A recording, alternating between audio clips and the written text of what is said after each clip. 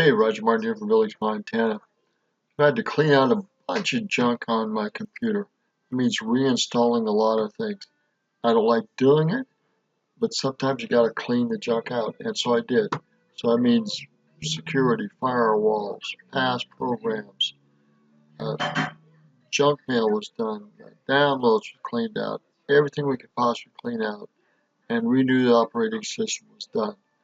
Is it a hassle? Yeah, it'll be a hassle for a week or two, because it'll take time to reload everything, install everything, uh, and reuse everything and get it organized.